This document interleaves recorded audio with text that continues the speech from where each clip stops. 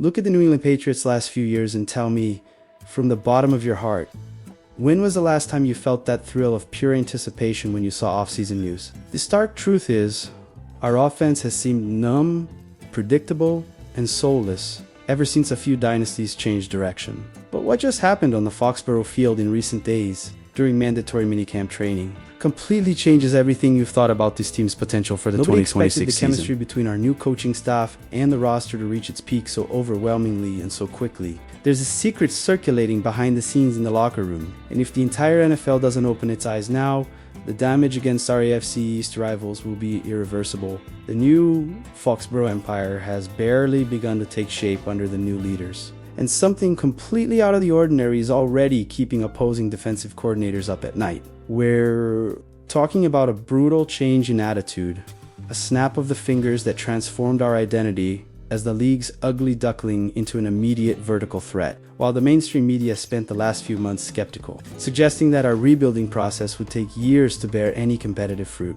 Internal reports show a parallel reality where the chemistry seems like that of a team that has been playing together for 5 years. There's a very fine line between the caution of rebuilding and the immediate explosion of a perfect fit. And what the journalists present at the training center witnessed broke any protocol of patience. The heavy atmosphere of pressure gave way to a feeling of pure electricity. The steps on the field are faster, the calls are more aggressive, and the mentality of simply competing has been pulverized by an uncontrollable desire to dominate. If you thought we'd spend another year struggling to advance 10 yards down the field, what's about to be revealed will blow the mind of any analyst who dared to predict the New England Patriots would be at the bottom of the table. The mystery behind this meteoric rise involves numbers that defy logic. A revamped squad and a technical leadership that has brought out the knife in its teeth to reclaim the respect they should never have challenged. Something gigantic is being born in Foxborough.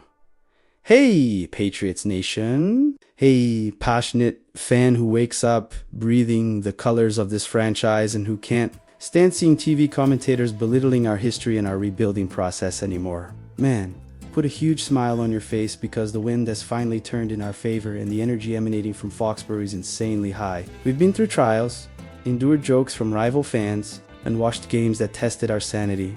But today marks the beginning of a powerful response. But hey, before I open this Pandora's box completely and give you every detail of this insanity, this fire that's raging in training with real data, do me a favor as a fellow fan, smash that like button now and leave your comment below. I want to test the thermometer of our community from 1 to 10. How excited are you to see this new aerial era led by our rookie quarterback Drake Maye? I'll tell you right now, without fear of being wrong, that I'm typing 10 with both hands and tapping my foot on the floor with excitement. Your participation here is what drives the channel and makes the media swallow the size of our fan base. Do you know why I'm asking for your opinion? Because New England Patriots fans understand American football, know the weight of a jersey with 6 Super Bowl rings, and aren't satisfied with shallow analyses from those who only look at last year's standings. We're building a strong new community here, a space where bar passion meets heavy statistics.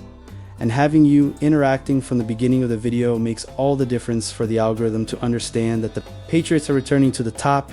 So put your win predictions in the comments and come with me because today's menu is packed with information that will bolster your hope for the franchise's future. We'll analyze the impact of the new receivers, the offensive line's performance, and what's really happening behind the scenes regarding our defense's contracts. Grab your drink, settle into your chair, and get ready for a feast of news straight from the New England Patriots. Headquarters. Honestly, I didn't expect to see such a drastic change in attitude during a time of year usually marked only by light training and tactical walks without physical contact. The scene at the OTAs and the mandatory minicamp that ends this week was one of pure bureaucratic evaluation, with everyone focused on understanding how the coaching staff would put together the playbook. The sun was beating down on the Foxborough field, the coaches with clipboards in hand, that tense silence before each ball snap where you only hear the sound of the cleats tearing the grass. All the eyes of the press were glued to the quarterbacks, in that natural tension of knowing who would assume leadership of the group first and who would show leadership attitude from the first moment of the huddle. But the atmosphere at the training center changed completely, gaining a vibrant color and the intensity of a game day for a very specific reason. It's been exactly 9 days since our reality turned. Nobody dared to predict. When he stepped onto the field sporting our jersey, the impact was both visual and psychological. We're talking about a player who arrives with the posture of a hungry lion, a physical size that commands respect just by walking through the locker room, and a mentality that doesn't accept mediocrity. His presence is so physical, so brutal on the line of scrimmage, that it immediately affected the body language of our rookie quarterback. Drake Maye, you could see it from afar, from the top of the practice bleachers. The kid would look at his new primary target and his expression would instantly change, going from the natural hesitation of a rookie to the confidence of a veteran who knows exactly where to put the ball. The secondary defenders, who had been dominating the first days of practice against the younger receivers, suddenly found themselves facing an impossible physical wall to move along the route. The pace of the plays accelerated, the shouts of encouragement grew louder, and that feeling that we were just participating in the off-season disappeared. It became a war preparation, where each repetition simulated the pressure of a crucial third down in the middle of January. This is where the story gets truly fascinating, and if you pay close attention to the tactical details, there's a secret that the mainstream media in New York and the rest of the country simply ignored. Our rookie quarterback, Drake Maye, made a powerful statement about the impact of having an elite wide receiver on the roster, highlighting that the best thing about him is that he's a born winner, someone who knows the ropes and who brought a mentality that we've been begging to see in this franchise for years. Maye went further and compared this impact of size, respect, and imposing presence to what Stefon Diggs brought to the offense last year when he arrived with that stature and skill. But, you know, what's making the behind-the-scenes journalists suspicious in the training camps? It's that the connection, the millimeter-perfect synchronization between Drake Maye and his new main receiver is so absurd. So perfect that behind the scenes, the rumor is strong that the two were locked in a gym working together in secret even before the official trade between the teams happened. This doesn't seem at all like that bureaucratic installed connection that takes months to click, like the one Maye has been demonstrating with Romeo Doux, or the pace of development he has with Pop Douglas. It's something magnetic, instantaneous, a perfect marriage between an elite arm and a player who led the NFL in yards per rushing route, receptions, and first downs according to Minakime's analysis. While Jalen Hurts seemed completely lost in the Eagles' OTAs without his safe haven, our rookie was feasting on vertical pass. It's worth remembering that Drake Maye had a spectacular 97.4 PFF grade throwing long. Passes over 20 yards in college with 12 touchdowns and only 3 interceptions. It's a dream fit. Given this, I need to ask you, and I want you to really participate. Do you think this front office has finally got the offense right? Or do you still prefer to keep your feet on the ground before the real games? Take this moment for reflection, click the subscribe button on the channel, and share this video with your Patriots fan group, because we're going to follow every detail of this together. Even though it was a controlled-based activity, a legitimate walkthrough focused on positioning in the red zone where theoretically no one should push their physical limits. The numbers reported by beat reporter Greg Bedard yesterday shattered any arguments from skeptics. Drake Maye had a simply ridiculous completion rate of 20 passes out of just 23 attempts during the simulated offense periods at the goal line. There were at least 3 devastating touchdowns scored, spread between running back Ramondre Stevenson, tight end Hunter Henry, and of course, our new superstar who donned the jersey and dominated the action. But there was one specific play that stopped the training complex and left the journalists present with wide eyes.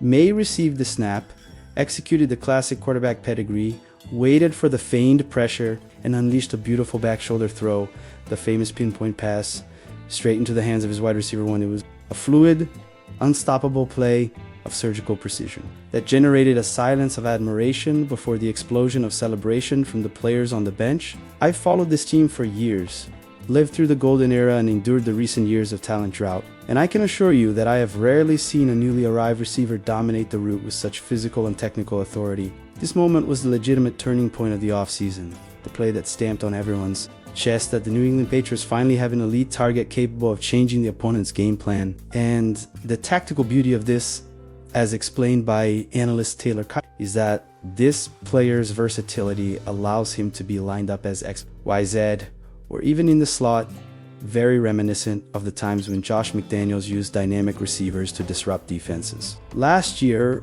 opposing teams simply double-teamed Stefon Diggs because they knew there was no other reliable vertical threat causing our offense to implode in the playoffs due to lack of separation. Now, the story has changed. If they double team him, they'll leave Romeo do one-on-one on the opposite wing. If they try to close both of them down on the outside, Pop Douglas will have a field day finding gaps in the middle of the defense, while running backs and tight ends punish the ceiling of the coverage. It's a tactical checkmate that returns the fear to our rivals. In my opinion, as a die-hard fan who has seen it all, this minicamp was the exact moment that completely changed the level of our expectations for 2026. Let's honestly and without bias recall, when was the last time the New England front office sought a receiver with this dominant, physical, explosive profile and that absurd hunger to prove that his previous team made the biggest mistake in history by letting him leave through the back door? You need to go back an impressive 19 years to 2007 when we made that historic trade for a disgruntled receiver named Randy Moss. I know, calm down, take a deep breath. Nobody here is being flippant by saying he's Randy Moss or that Drake Maye has already become Tom Brady.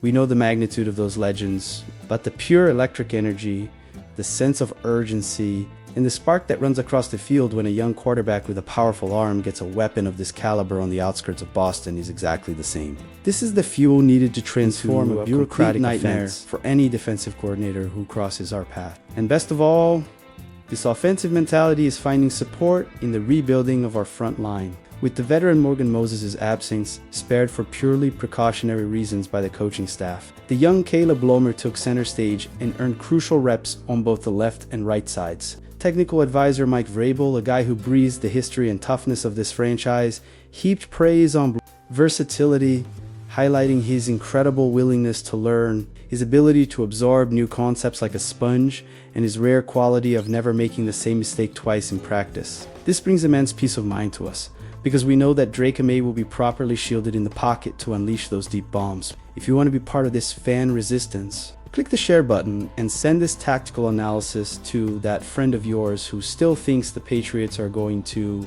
fight for the first pick in the draft, because our reality now is fighting for the top of the American Conference. The truth is out in the open on the field, and the internal reports don't lie. Drake Maye and his new offensive arsenal are ready to put the entire NFL on notice that the Foxborough Giant has awakened. But a winning rebuild isn't just about offense, and our defense also provided a crucial update today behind the scenes with our elite cornerback, active participant Christian positioning and tactical reading drills during practice. Only missing the 11-on-11 full contact team drills. It's the famous holding in strategy. The player shows his commitment, supports his teammates on the field, leads the group in conversations, but protects his body from unnecessary injuries while awaiting the fair and well-deserved contract extension he earned playing brilliantly. And here's a direct message to the front office. Pay the man now, Elliot Wolf. Make the payment, Robert Kraft. We don't have time to waste, and Gonzo is our anchor in the secondary to stop the explosive aerial attacks we're going to face. Now, the final question goes straight to the heart of our fans. In your passionate fan perspective, should the front office open the coffers and re-sign Christian Gonzalez before week 1 to focus 100% on the field? And do you truly believe that the duo of May and their new WR1 will put our offense among the top 10 in the league, right? Away? Don't keep that barroom opinion to yourself. Type your verdict in the comments below. Take advantage of this epic moment. Smash the subscribe button if you haven't already. Activate the notification bell so you don't miss any clips from tomorrow's practices, which mark the end of the mandatory minicamp, and leave your overwhelming like the 2026 season will be a true trench warfare, and we'll be here side by side analyzing every yard gained a hug. And as always, go Patriots.